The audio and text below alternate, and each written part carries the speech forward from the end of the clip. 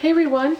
So this is part 2 of my birthday haul, and thank you so much for all your well wishes yesterday, because today no headache, and I had muscle aches and stuff and a fever yesterday, and so far so good today. I don't totally trust it because this has been the type of virus that it kind of comes and goes with the symptoms, and but this is the best. I mean, I feel fine right now. And yesterday I had a splitting headache, fever, muscle aches, so fingers crossed that it's gone. And thank you to you guys, because I feel like, you know, you might think it's silly, but I think that when you put out that kind of positive energy, and everybody kept saying, you know, oh, I hope you feel better soon and everything, and I think that stuff like that really makes a difference. But anyways, yeah, let's get on with part 2 of the haul,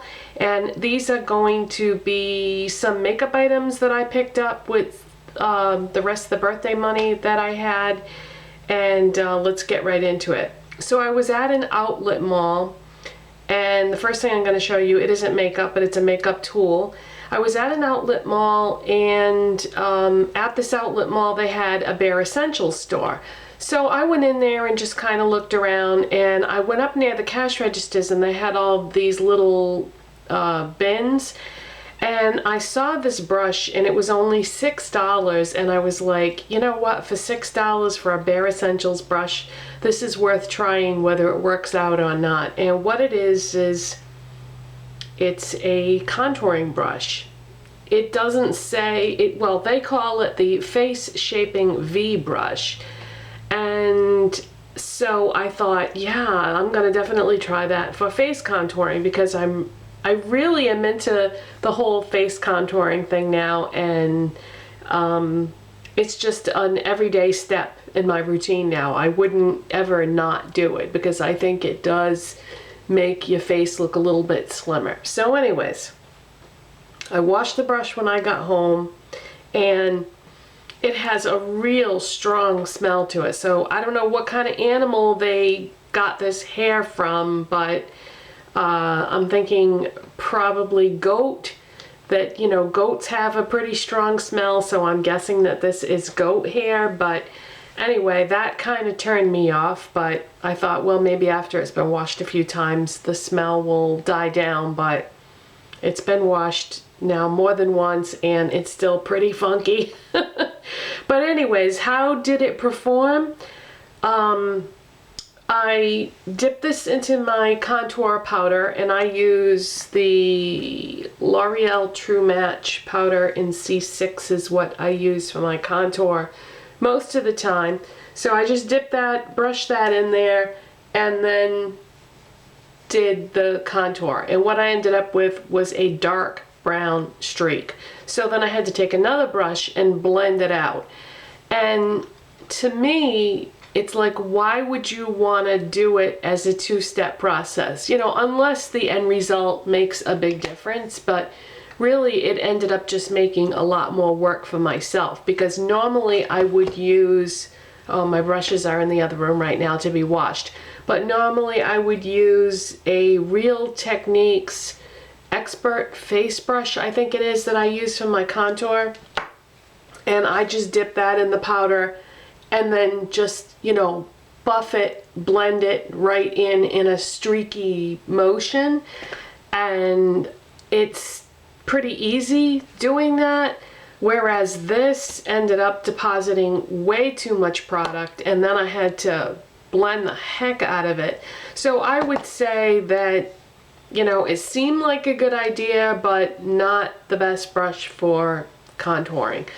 So I'm thinking that I might try it for highlight. I'm thinking that, see how it kind of is the same shape of under your eye? So I'm thinking maybe you could press highlight onto the top of your cheekbones, that it might work for that. But it was, you know, definitely worth trying for $6. So then, let's see, Walmart is going to be the next place that I show you some things from. Remember that Maybelline Baby Lips Dr. Rescue medicated balm that I showed you that I bought, the pinkish one. Well, I love that, and I keep it in my purse so that if I'm out somewhere and I go out for lunch or something, then I don't have to drag whatever lip product that I'm wearing that day, and I can just reapply that, moisturize my lips, and give it a little sheer tint of color at the same time.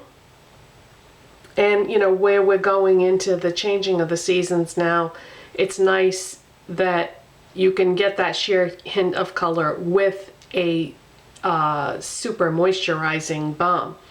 So anyways, I picked up another color of that, and this one is more of a fallish color because the one that I had gotten was like a light pink, which would be more appropriate for spring and summer. So now that we're going into fall and winter, I figured I would get a darker color, and this is called Soothing Sorbet, and you get quite a bit. I mean, I say a sheer hint of color, but you get quite a bit of color with that. And it's perfect for fall. So I'm probably going to take that pink one out of my purse and put this in there instead. So that is that. And then I've been getting kind of nostalgic lately about things that I used to have that I have had to throw out because they were old. And products that I think worked well that I miss, you know. So I picked up another Maybelline Great Lash Lots of Lashes mascara. And this is different than the regular Great Lash mascara. As a matter of fact, I can show you with my blue one, because I do have one of the regular ones, but in blue. Okay, see how the wand is pretty small on these Great Lash ones, and on the Lots of Lashes it has kind of a flared brush.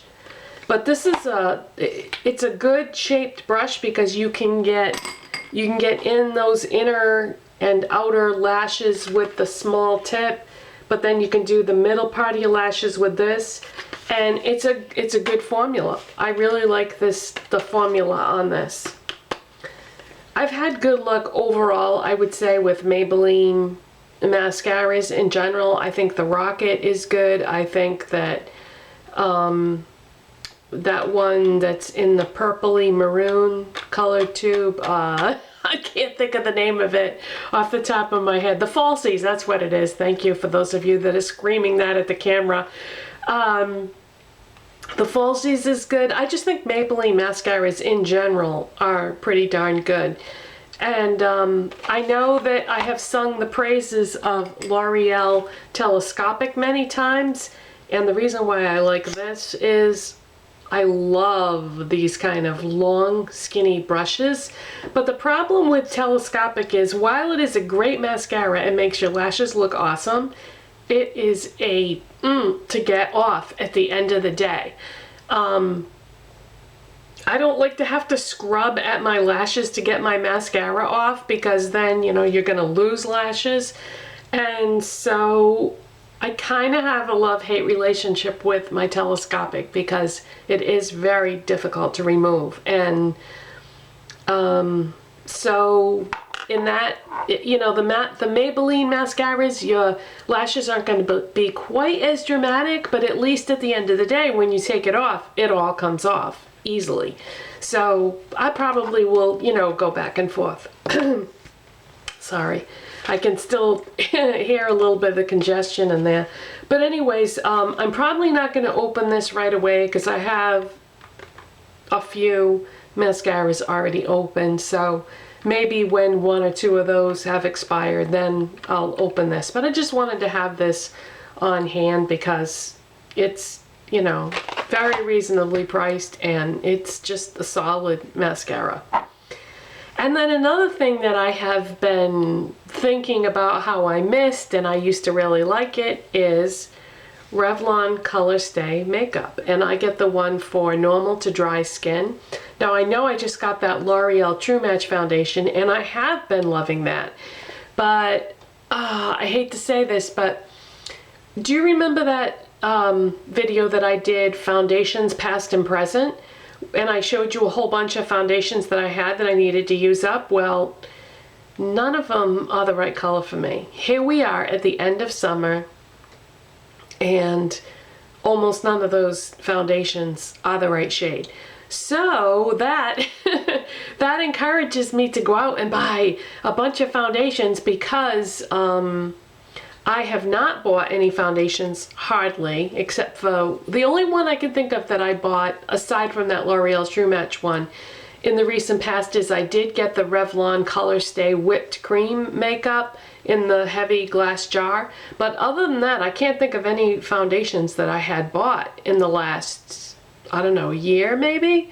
So I thought, okay, I'm gonna pick up a few foundations that are in my existing color, because I don't know, I don't really want to use the same one every single day. I like to use a few different ones to kind of know like which ones are better and why, or to see how certain foundations work with other products, because I never like to use a foundation just on its own. I always like to put a powder over it. So I like to see how different powders perform with different foundations.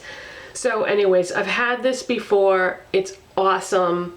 And I know some of you had said that the formula has changed, but it works great for me. So I got this in the color Nude anyway. And I'm not wearing it today because I have something else on that I bought for a foundation that I'm going to show you next. These next two and last items come from Christmas Tree Shop. And like I've said before, not all Christmas tree shops have an expanded beauty section. So mine, the one that I have, just happens to have it.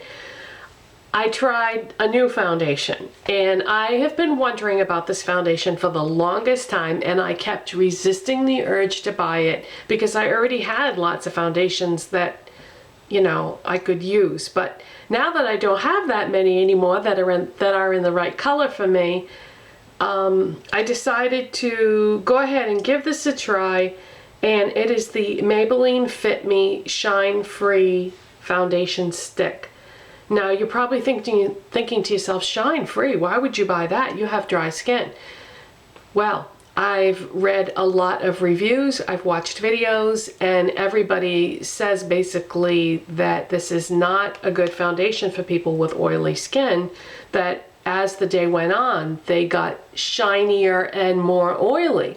So I thought, aha, so I can use this after all. So I picked this up yesterday actually, and I have it on today. I did set it with a powder, and so far so good. I don't know that I feel like I got the right shade. I bought the shade Buff Beige, which is number 130. And that's what it looks like. And yeah, I don't think I chose the right shade. So, I mean, it's okay. Color-wise, I think it works all right, but I think I could have probably done better. So the whole idea with this, oh, and by the way, I have never tried a stick foundation before. So this is a new experience for me.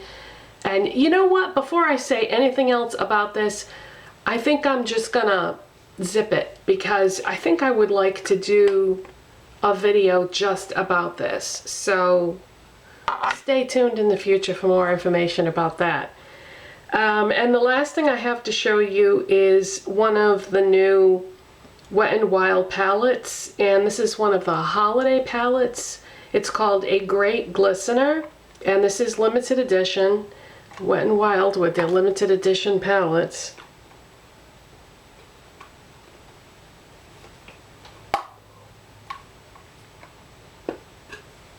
Sorry about that. Sometimes these things are hard to open. So this is what it looks like. At the top, you get 3 highlight colors. You get a light blue, an off-white, and a gold. And then in the middle, you get a blue, a purple, and a brown. And at the bottom, which you could use for either eyeliner or the outer corner, you get a black and a brown. I used this 2 or 3 times since I bought it, and I've used it with different primers, and it didn't make any difference which primer I used under it, but these shadows fade as the day goes on, especially your lid colors. And it's too bad because they're really pretty colors, and you could definitely do some interesting looks with this palette. But I tried using Urban Decay Primer Potion one day, and then another day I used my MAC Painterly Paint Pot, and the colors didn't crease, but they faded. And so, you know, what are you supposed to do? Halfway through the day, go back and reapply more? I mean, that's just not practical. It doesn't work because of, you know, when you do a look that has multiple colors and you're blending shadows, you can't just go back and add more because it's going to end up being a big mess. So this is a fail, I would say.